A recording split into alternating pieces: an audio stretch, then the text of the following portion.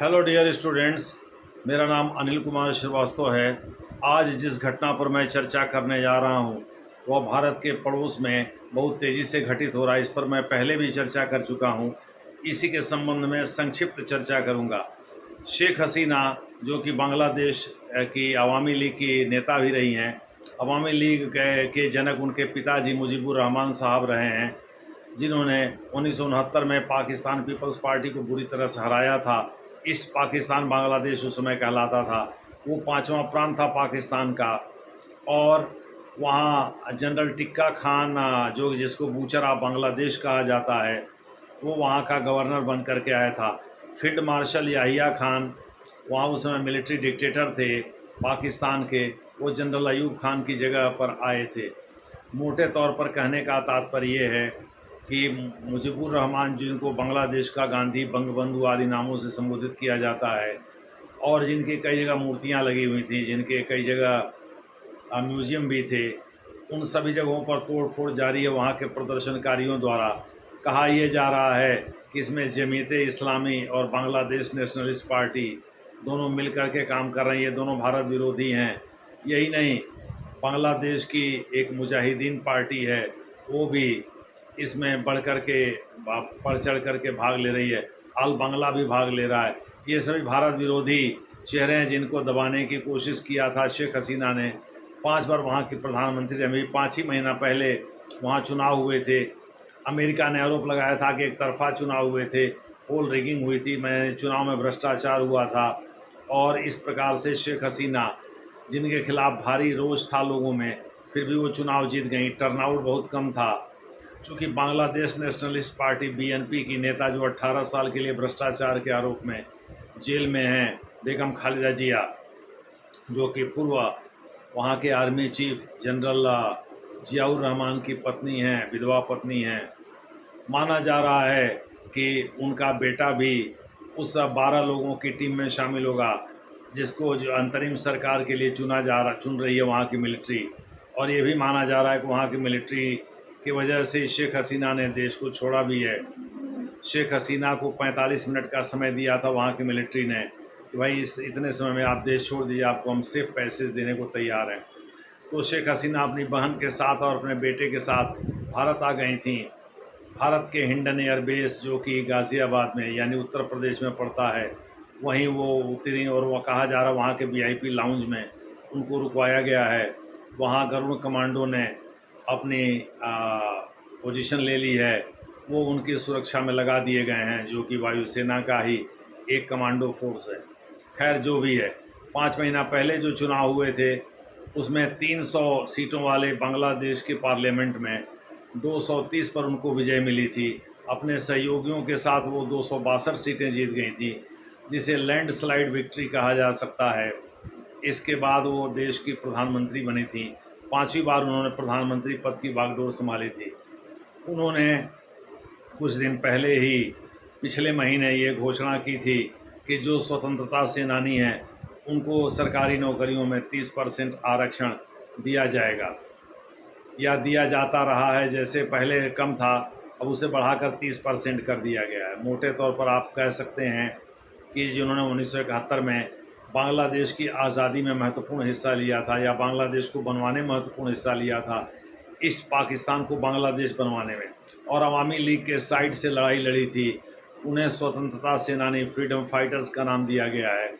और उनको 30%, या उनके वार्ड को, उनके निर्भर लोगों को, उनके डिपेंडेंट को 30% आरक्षण सरकारी नौकरियों में दे दिया गया है। इसका वहाँ ज़बरदस्त विरोध हुआ, और कहा जा रहा है कि पाकिस्तान की आईएसआई इनडायरेक्टली और चाइना ने इसको हवा दी। और यहाँ तक ये भी कहा जा रहा है कि अगर ये ऑरेंज रिवॉल्यूशन है, जैसे कि विदेशों में, या अरब स्प्रिंग है, जैसे कि विदेशों में कुछ जगहों पर 2010 वगैरह में हुआ, ठीक है, जो ट्यूनीशिया से शुरू हुआ था, उसमें उस तरह से अगर है, तो जैसे वर्तमान में कहीं यूक्रेन जैसी स्थिति में न ला करके अमेरिका उसको खड़ा करे, हो सकता है अमेरिका की शह पर ये सब हो रहा हो।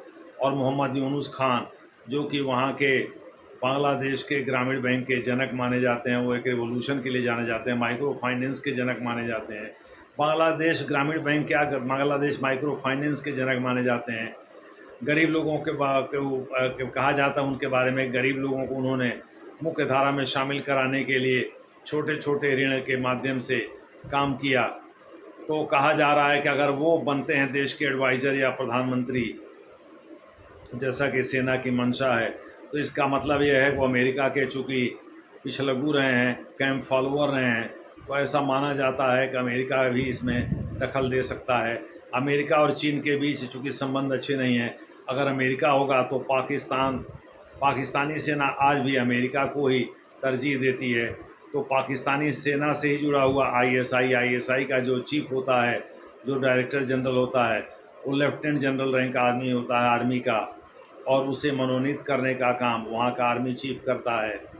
मोटे तौर पर आप कह सकते हैं कि अगर अमेरिका इसमें है इनडायरेक्टली इन्वॉल्व, जो कि शेख हसीना के चुनाव को जिसने गलत बताया था, भ्रष्टाचार युक्त बताया था, तो हो सकता है कि अमेरिका इनडायरेक्टली तो भारत से नफरत करता है, चूँकि डेमोक्रेटिक पार्टी की ये शक्ल है कि वो बिना मतलब ह्यूमन राइट्स और तमाम चीज़ों के बारे में, माइनॉरिटी वगैरह के राइट्स के बारे में प्रश्न चिन्ह खड़ा करते रहते हैं। और कमला हैरिस ने खुद ही जब कश्मीर से 370 अनुच्छेद को हटाया गया था, तो उन्होंने यहाँ तक कि जो बाइडेन ने भी ह्यूमन राइट्स का हवाला उठाया था और इसकी आलोचना की थी। ये दूसरी बात है कि वहाँ के राष्ट्रपति और उपराष्ट्रपति बनने के बाद उन्होंने इस मुद्दे को दबा दिया, यानी इस पर खामोशी अख्तियार कर लिया और अपने लोगों से कहवाना शुरू कर दिया। खैर जो भी है, तो मोटे तौर पर हम ये मान सकते हैं कि भारत के लिए ये शुभ संकेत नहीं है, चूँकि ये छठा देश होगा। यानी चाइना तो पहले से था भारत विरोधी, पाकिस्तान पहले से भारत विरोधी था, नेपाल में कम्युनिस्ट सरकार प्रचंड गए, केपी शर्मा ओली फिर से वापस आ गए हैं और माना जाता है वो पिट्ठू हैं चाइना के। तो उन्हीं के समय में ये लिम्पियाधुरा, लिपू लेक और काला पानी को नेपाल ने अपने नक्शे में दिखाया था, जबकि वो भारत का हिस्सा है। वो सुगौली की संधि जो अंग्रेज़ों के ज़माने में हुई थी 1818 में, उस समय से वो भारत का हिस्सा है। लेकिन उल्टा पल्टा काम वो करते रहते हैं चाइना की शह पर। और इस प्रकार से मालदीव में भी मुइजू हैं, वो भी भारत विरोधी हैं। जो तानाशाह आए हैं म्यांमार में, वो भी माना जा रहा है चाइना की शह पर हुआ है। अफ़गानिस्तान यानी चाइना, पाकिस्तान, नेपाल, मालदीव, अफ़गानिस्तान और अब बांग्लादेश। दूसरे शब्दों में अफ़गानिस्तान में तालिबान है, हालांकि तालिबान ने तो खामोशी अख्तियार कर रखी है। ये मोदी के लिए अपशकुन नहीं है, अच्छी बात है, लेकिन वो कब तक खामोश रहेगी, वहाँ भी चीन जो है कुछ उकसाने की कोशिश करता रहता है। और अब छठा देश बांग्लादेश है, जो भारत के पड़ोस में रहकर और कट्टरपंथियों के हाथ में अगर चला जाता है तो भारत की नींद हराम ही करेगा। और भारत में तरह तरह की आशंकाएं अभी से जन्म लेने लगी हैं, यानी मोदी साहब के सामने चुनौतियों का अंबार लगा हुआ है। अब इन चुनौतियों से कैसे वो पार पाते हैं, देखना होगा। आज ऑल पार्टी मीटिंग में सभी प्रमुख दलों के नेता गए थे आम आदमी पार्टी को छोड़कर, और यहाँ तक कि राहुल गांधी भी गए थे, और उन्होंने सरकार के समर्थन का वादा किया कि भाई बांग्लादेश के संबंध में सरकार जो भी कदम उठाएगी वो हम लोग समर्थन करेंगे। देखना है आगे क्या होता। हालांकि राजनीति भी जमकर हो रही है, संजय राउत वगैरह इस पर उल्टा पल्टा बोल रहे हैं। खैर जो भी है, शेख हसीना हिंडन एयरबेस पर अभी रुकी हुई हैं, वहाँ के वीवीआईपी लाउंज में उनको रुकवाया गया है। और एयरफोर्स के ही कमांडो फोर्स में गरुण आते हैं, गरुण के कमांडोज इस समय उनकी निगरानी कर रहे हैं, उनकी सुरक्षा कर रहे हैं। वो भारत की अच्छी मित्र मानी जाती रही हैं। जब तक वो बांग्लादेश में थी, माना जाता है कि वहाँ भारत विरोधी तत्वों को उन्होंने दबाए रखा। यहाँ तक कि बेगम खालिदा जिया, जो बांग्लादेश नेशनलिस्ट पार्टी की लीडर हैं, और स्लेन लीडर जो जियाउर रहमान है, जिनके बारे में कहा जाता है मुजीबुर रहमान के परिवार 18 लोगों की हत्या उनके ही शह पर या उनके द्वारा ही कराई गई थी। तो इस प्रकार से ऐसा माना जा रहा है कि अब बेगम खालिदा जिया की चलेगी, और वो भारत विरोधी हैं। जमीयत इस्लामी भी भारत विरोधी है, यहाँ तक कि अल बांग्ला भी भारत विरोधी, और बांग्लादेश की मुजाहिदीन पार्टी भी भारत विरोधी है। तो ये सब मिल करके अगर वहाँ अंतरिम सरकार का गठन करते हैं, माना जा रहा है 12 लोगों की टीम बनेगी अंतरिम सरकार में, उसमें ज़्यादातर इन्हीं लोगों के चेहरे होंगे। इसका सीधा सा मतलब है कि भारत विरोधी काम फिर शुरू हो जाएगा। अवामी लीग में तो कुछ हिंदू भी थे, हिंदू पार्षद भी थे, हिंदू सांसद भी थे। उनके घरों को वहाँ के प्रदर्शनकारियों ने जला दिया है या उन्हें उसमें 2 की हत्या भी कर दिया है। जो रिपोर्ट आ रही हैं, हिंदू मंदिरों को, इस्कॉन टेम्पल को जला दिया गया है। हिंदू लड़कियों के साथ व्यभिचार और दुराचार किया जा रहा है। बहुत ही घिनौना खेल खेला जा रहा है वहाँ हिंदुओं के विरुद्ध। खैर जो भी है, ये देखना होगा। ये रिपोर्ट पर आधारित है, ये हम नहीं कह रहे हैं। ये जो मीडिया रिपोर्ट्स हैं उस पर आधारित है।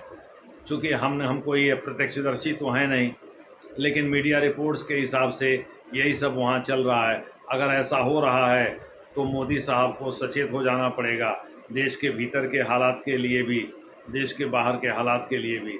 खैर जो भी है, कहने का तात्पर्य यही है कि अभी शेख हसीना को भारत ने शरण तो दे रखी है, लेकिन माना जा रहा है ये टेम्पोरेरी असाइलम है और वो यूरोप के किसी देश में जा सकते हैं। वैसे उनका लड़का लंदन में रहता है, लेकिन लंदन में ये इंग्लैंड खुद ही जल रहा है, उसके कई सबर्बन इलाके जल रहे हैं।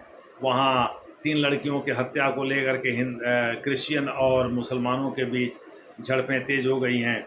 जो हार्डलाइन क्रिश्चियन हैं वो मुसलमानों को पसंद नहीं करते और ऐसा माना जा रहा है कि वहाँ भी काफ़ी उग्र प्रदर्शन हो रहे हैं।